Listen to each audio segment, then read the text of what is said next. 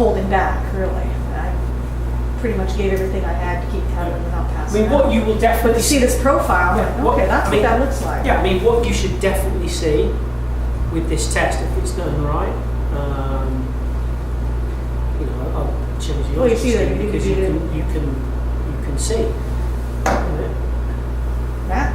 that's pretty much what you want on the test. That's it. Because I So didn't- we could vaguely put that parabola on to a poster and display it and say, we want your graph to look something. No. Don't Rich, give it to you them. don't want to give. You don't want to train them to the test. You want any bias in the test. Because it didn't feel like that. I didn't feel like I went out that hard. Independent school districts around here. What? David, Thanks. how often does this need to be done? So typically I would test critical power every sort of 5-6 weeks. So they're going to know what they're going to do the next time. I guess. Yeah. But they're not knowing. All they know is that they're doing. You don't tell them. All they know is that they're doing a really, really hard effort. Okay. They don't have to worry about 30 seconds. Yeah, they don't know. You don't what tell part them of it. 30 seconds. All that you're telling them is that this is a test. Yeah. That's For that it. matter, don't even dive into this. Just say, you know, in the end, here's your number. Yeah. All right. And and don't just- say necessarily how we came up with it. And they may also, you know, if they use the software, let's say they buy the software, you sell them the software, and they buy it and they look at it and they go, well, what does this mean? You can tell them, and you can educate them, and you can say, well, this is what we're doing here.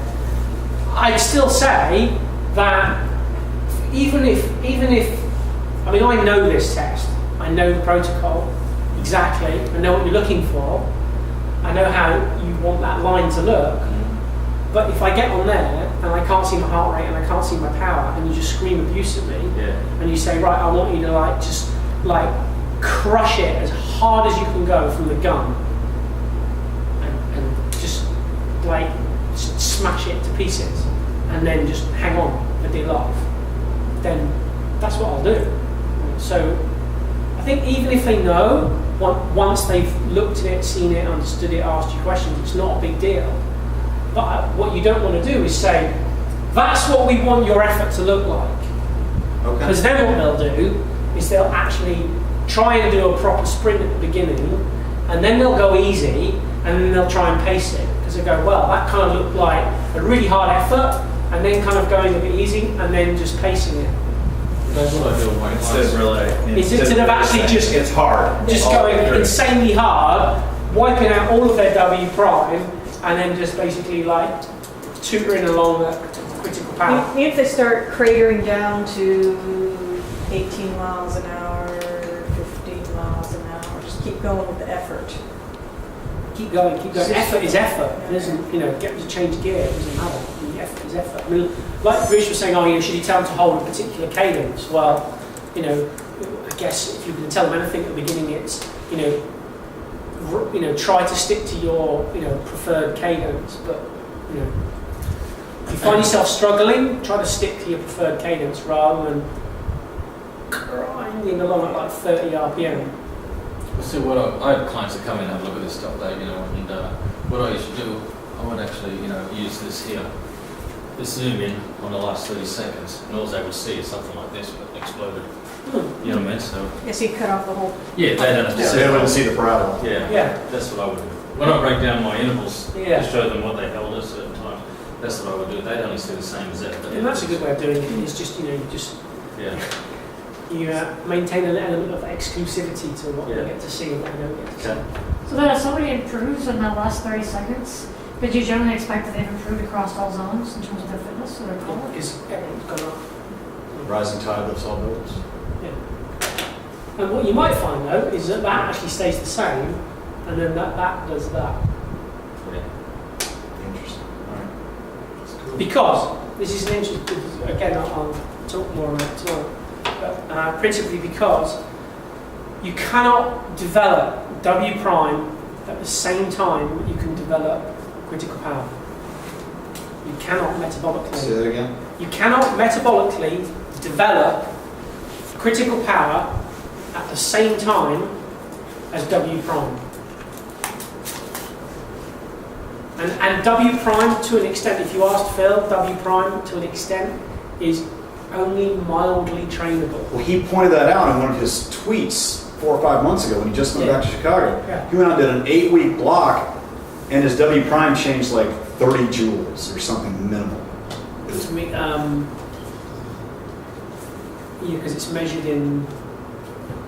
Yeah, it's measured in joules. So yeah, 30 joules. So it'd be like it went from like Phil's is like I know off the top of my head, Phil's is like 13.8. 25,000 joules. Oh, okay. So it might have gone like 50 joule change. Yeah. Yeah, it's not particularly trainable. It's a little bit down to genetics, i.e., slow twitch, fast twitch fibers, slow fast glycolytic fibers, muscle mass.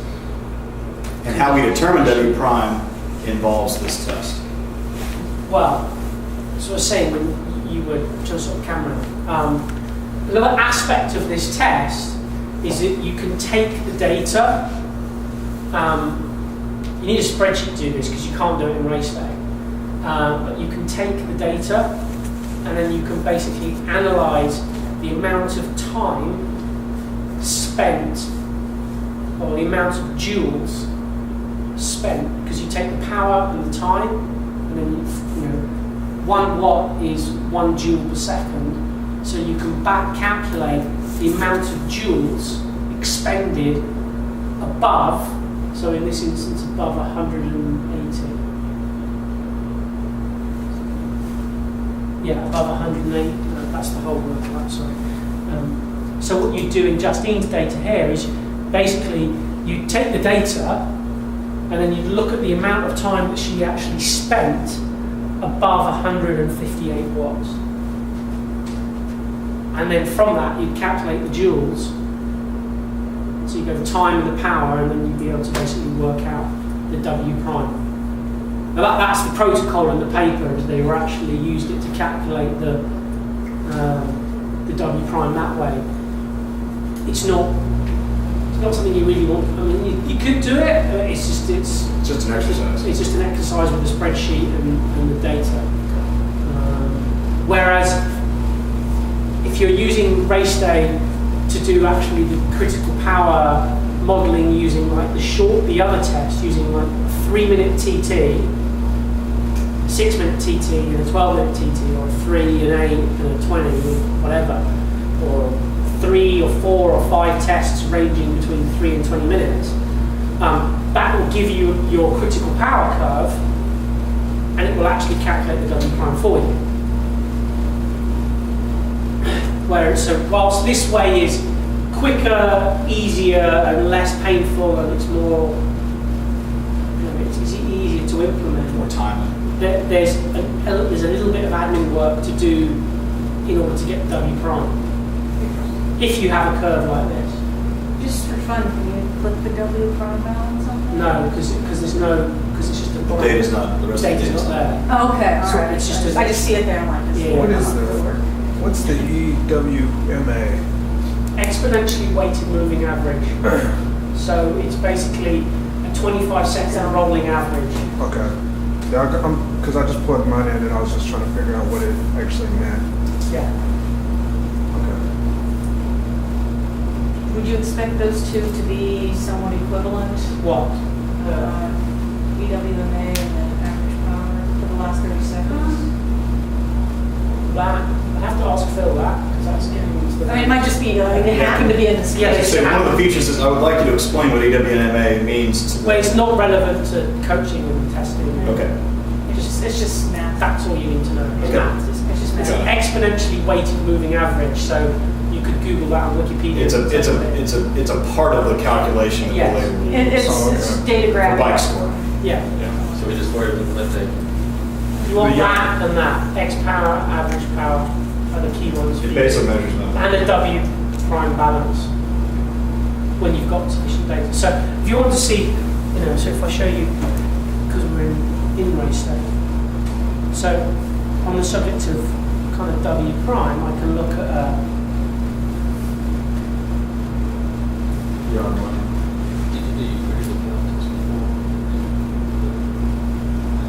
so this is a bike race by a pro athlete. There we go. By who? This is a pro athlete. It's a pro roadie. Oh, So that's mine. I'll, How many days a week old? So that's his W prime. That's what the test. Recovery in there. So he was, Let's just put that on. he's got 23. So that black line is the elevation. Okay.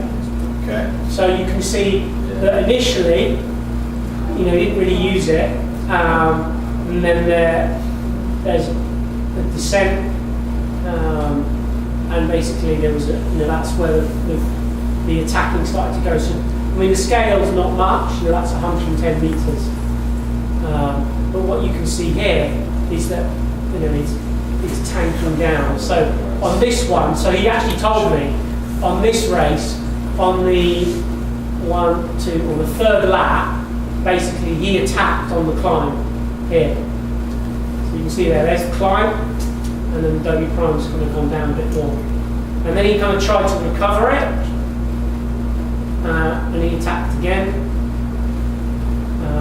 And then basically on the last one, tried to attack again, and it didn't happen, and he just freewheeled home. So, if I put the power back on there, what you can see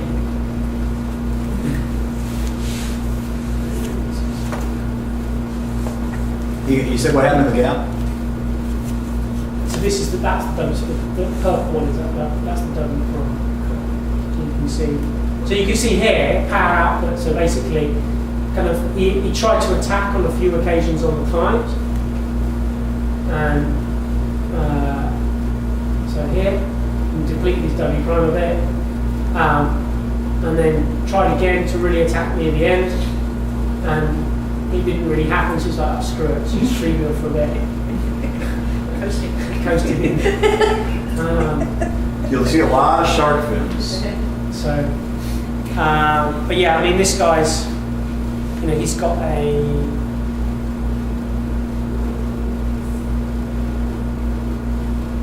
so he's got 365 threshold and a 21 kilojoule. That's a big battery. Yeah, it's pretty big. It's pretty big. He's 75 kilos. That's 170 pounds. Wow. He blew it up, but he had a good time. And then, so this is another race where you can see where he was slightly more successful. Again, you can see with the.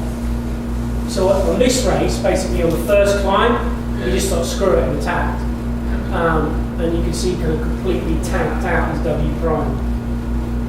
And then he kind of allowed it to recover, but it never really fully recovered until kind of near the end. And then he kind of attacked again, and actually he was in the finishing sprint. He attacked again, depleted it almost fully. So I'll put the power on. Even the power, like I said, 500 watts for about a minute,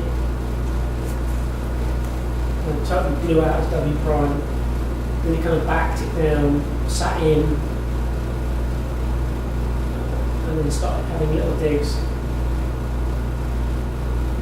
And that was a sprint at the end. He never drops below zero. There are some of our athletes that we see On the W prime. On the W prime. Some of my athletes. Yeah, that's basically because there's an element of This guy's sensitivity to opinion. there's an element of sensitivity to the model. So if you've only used 2 tests, like a 3 and a 20, then you'll have reasonable accuracy, but not perfect accuracy. Whereas if you have 3 tests or even 4 tests, you'd have far better accuracy. Because if you think about it from a data point of view.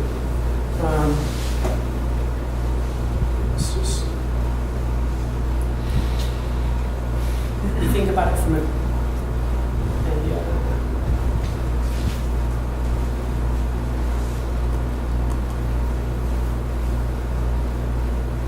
if you think about it from a data point of view, it's like that, right? If you've got 2 data points, so one there and one here, the curve could be like that, or it could be like that. Does that make sense, Rick? Yeah. So, whereas if you've got 3 data points, if you've got one